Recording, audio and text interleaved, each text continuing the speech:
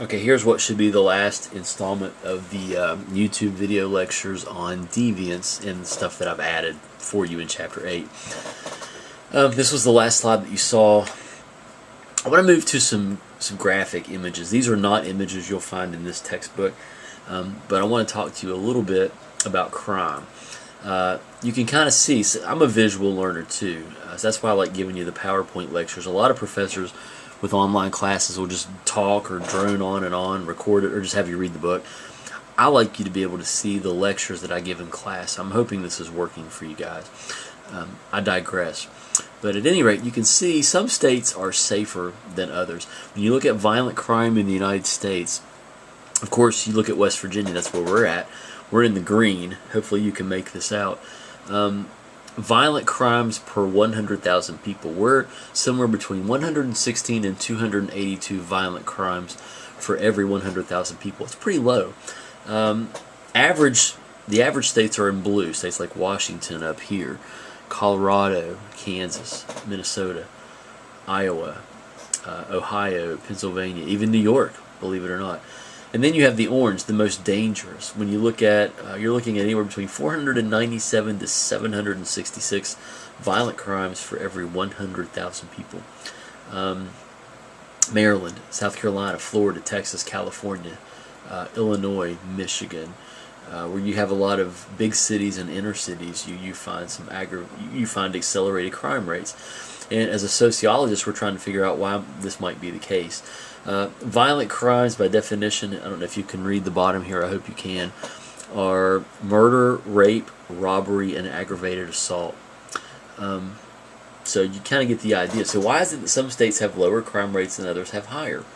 It could have a lot to do with geography. In places where you have larger cities that are more densely populated, in other words, where people are more packed in on top of each other in cities, you tend to have higher crime rates and higher violent crime rates as well.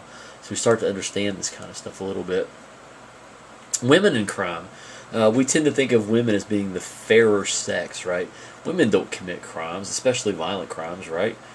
Well, we can look at this a little bit. In 1992, we're looking at the percentage of all arrests for these types of crimes that were women. In 1992, for example, car theft, only 10.8% of arrests for car theft were women. Robbery, only 8.5%. Aggravated assault, only 14.8% of arrests for that crime were women.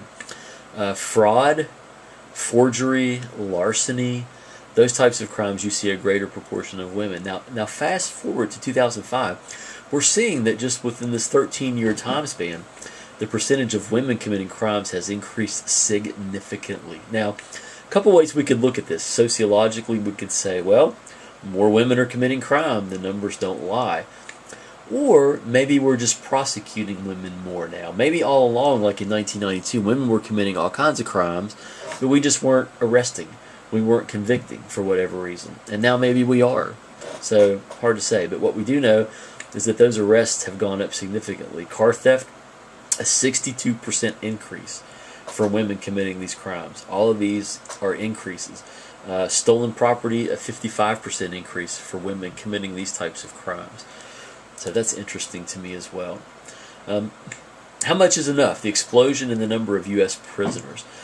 We have experienced an explosion of inmates within our state, and I work in our correctional facilities in this state, so I see this firsthand.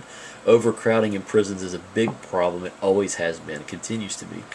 In 1970 in this country, you can kind of see number of federal and state prisoners in thousands. You had roughly 200,000 inmates in this country in 1970. In 2000, the year 2000 alone, it was 1,391,000. It's a big jump. From 2000 to 2020, it's going to be closer to 1.6 million. So how do we house these people? We have to spend taxpayer dollars. We have to build more prisons. Do we just let more people out on parole and let them be on the streets? How do we deal with this problem?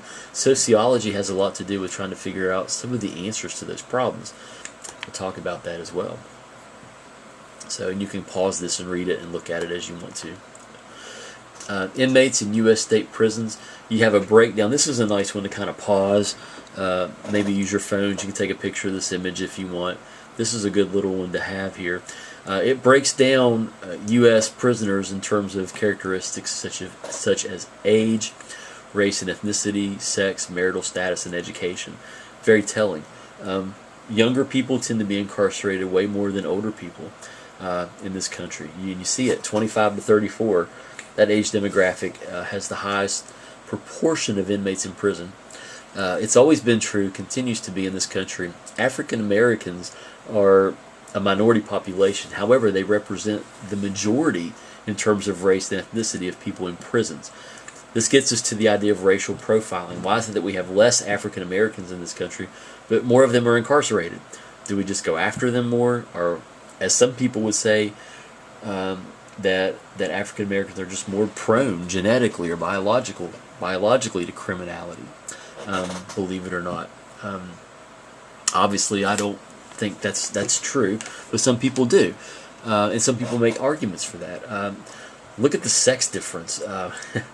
93.4% of prisoners are male versus female. Do women just not commit crimes, or do we just not prosecute them because they're like women and they're like pretty and they're like dainty and they don't commit crimes? That's very interesting to me. We can kind of pick that apart and tie in later when we talk about gender, our idea of gender stereotypes and with this stuff as well. Marital status, education. The less education you have, the more likely you are to go to prison. The more education you have, the less likely. What does that mean? If you're less educated, does that mean you're stupid and that you're more prone to criminality? Or does it mean that you just don't have the money to hire a good lawyer because you don't have a job that pays well because you're not educated? A lot of wealthy people commit terrible crimes, but they hire fantastic lawyers and they get out of trouble. That's how it works. So we can start using our sociological imagination. Just on this slide, we could do a course almost on peeling back the layers of race and education in terms of people who are incarcerated. You know, the likelihood of going to jail or not going to jail. Then we could look at recidivism. Recidivism is people who return to prison. They get out, they commit another crime, and they go back. Rearrest rates are very, very high with property crimes like stealing, possession of stolen property, larceny, burglary, even illegal drugs. A lot of people think that rapists and murderers are the most dangerous offenders, and they are dangerous because they're likely to do it again. Well, what we find, and this has been consistent for 20 years that I've been in corrections, rape and murder tend to offer some of the lowest recidivism rates. In other words, people who commit rape and murder are not nearly as likely to commit those crimes again once they get out and if they get out. So that's very interesting to me. We could kind of talk about that as well. Executions in the United States since 1977. Some states do not have the death penalty. West Virginia does not. Now, West Virginia used to have a death penalty 100 years ago. Actually, maybe not quite that long ago. But you can kind of see states with the death penalty who have not executed anyone. States like Colorado, Kansas, Montana, and then states with the death penalty. Texas leads the way at 405 executions. Oklahoma, 86. Florida, 64. Virginia has had 98 executions since 1977. So the idea of corporal punishment, very interesting.